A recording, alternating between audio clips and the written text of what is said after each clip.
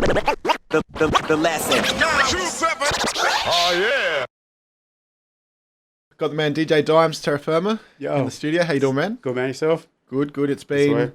How long do you reckon? I reckon it's been like 2, 3, 5 years since I bumped into you last. A while. It's been a minute. Can you remember when it was? Not exactly, no. Would have been a gig or some shit. Yeah. I'm going to guess. It's definitely been a little bit. Yeah. And you've been... I mean, you haven't really touched the music thing publicly for a while. Yeah, not for a while, no. I think the last thing that I recall you had a hand in... I mean, there was the last Terra Firma, the Music to Live By. Yep. And then... There's been a few bits and pieces after that, but that was kind of like the last big thing that you were involved in. Scratches on albums and stuff after that. But yeah. As a bigger project, that's the last one. And I guess, you're the DJ for Terra Firma, who, at least if you're from Adelaide, you're very familiar. Yep. And what a lot of people don't know, and I was slow to know, is that you are the brains behind Culture Kings. Yep. There was 3 of them. Yep. And I guess, when people talk about at least compilations in Australian rap, definitely Culture Kings 1 is the one that everyone says, this is the... My name was there behind it, and basically my brainchild and did it, but there's a lot of people involved in from the get-go. Because I think the first 2 you... Pulling Strings was involved, which is... So PJ, Kirk and Matt. Yeah. Pulling Strings. They were heavily involved in it. But basically, from that was number 1. They were definitely heavily involved in that. And number 2, more so Kirk. But yeah, from 2 onwards, it was me. And then that was number 3 you did with Obese. Yeah, with Pegs, Yeah. It was like 50-50 kind of the whole way with everything. And by that stage, though, I kind of had, like, if it's a thing, compilation fatigue, I guess. A full burnout factor of dealing with dudes for too long. Yeah. Because you're dealing with so many. It's not like when you're making an album with Terra Firma, you're dealing with 3 other dudes. Yeah, it's a head fuck. It's fucked. I wouldn't wish on anyone, man. It's a head fuck. But it's good, but it's, Well, I guess that's part of the reason why those compilation projects aren't super common. Yeah. Like, it takes a lot. Especially these days as well. Back then, it was a completely different playing field. Completely. Well, back then, you sort of ring dudes that you knew and go, we're putting this out. Do you want to jump on it? And no one's talking about, like, contracts or this or that. Like, where do I sign? Like, what? Imagine trying to do it now. No, man. You couldn't.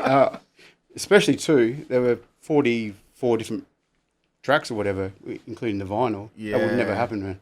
Number 2 had 44 tracks on it. That's right, because when you did the vinyl, it was like 4 pieces of vinyl. Yeah, and an additional track that wasn't on the CD on each vinyl. And then the artwork, like, if you put it together, it made one big picture or something. If you've got all 4 vinyls and put them up, it's going to make the CD cover. That's right. I remember. Whose idea was that? Mine. Was it? Yeah. That's a pretty cool idea. Because it entices everyone, another reason for the fan to buy the whole collection. I think it was 300 of each. Yeah. Yeah, wow. Yeah, so look, we'll get stuck into all of it. Yeah, wicked, man. Yeah. I'm sure there's a lot that went on behind the scenes. We'll go through each 42 tracks, one by one. Dickhead. No, but, I ain't joking. Now, before the music, though, and I didn't know this, that you had a background in graffiti. Yeah, man. Yep, like most people in the scene here, like especially DJs and stuff, like, just writing and stuff, basically on the longer line. Best mate at the time, like 92, 93 was Fusion, like 7th Shred. Best mate. Yeah. So basically came up with him, and he introduced me around, man, to like all like Tense and Bash and all those dudes. And I found myself in a position where I was doing like my first few pieces with all these dudes, man, like legends, Oh, really? Yeah, man. So straight off the bat, you were rolling with those dudes. Yeah, because me and were hanging out heaps, and And so what were you writing? Dyems. Yeah. Oh, okay. Yeah. So the whole time. The whole time. Yeah. And so basically met all those, and those dudes were super cool, man. Like they're all just like beasts at the time, because in that period it was like just kicking right off, man. Like everything graffiti wise was just going through the roof. Like every crew was just smashing it. Yeah, and I was with a crew called IRS, which is Imperial Rail Stormers, and basically it was a collective of all the different crews in together doing it, but then it like fell apart. It was like, as Graff does with Graff politics, it just couldn't sustain the Graff politics, so it just fell apart. Yeah, but yeah. And then at that point, is that at the point where you stopped painting? No, I haven't painted in a couple of years, but still love painting and stuff, man. It's like I love it. Just love doing design and then get out and do it. Now, when you talk, creating, it's killer. When you're talking, painting in the 90s in Adelaide, certain crews come to mind, like your JBL, 73As, RCF, NA. And there's obviously others, but they were the... Like, you can't really mention, like, that 90s period without groups like WSO, like West Side Outlaws. I was going to say they're from out west. Yeah, hey. Damage and Ultra, and that was... I remember seeing those dudes up. There were a few others as well, like FY, and that were always heavy back then as well, so, yeah. Now, I spent a fair bit of time down south. 73A, even till today, still is still a name that's prominent. Yeah.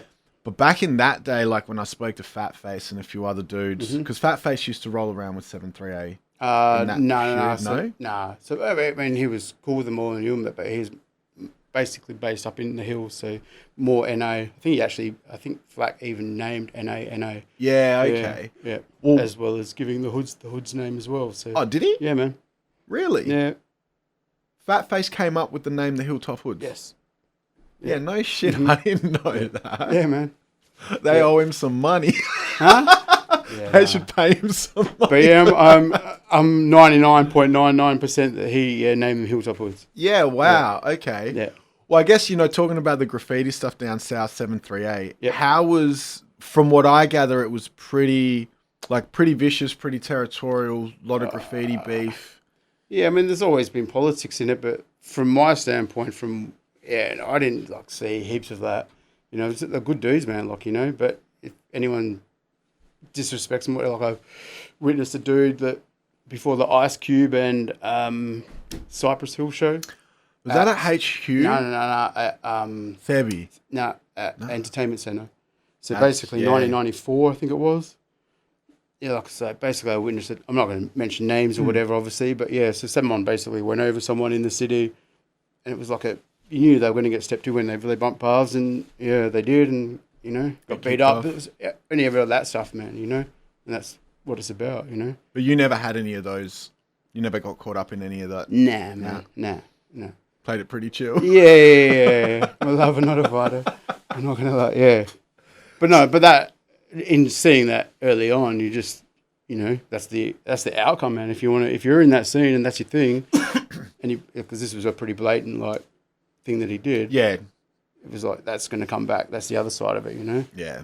That's coming your way, and you got to be prepared for it. And yeah. The lesson. Oh yeah.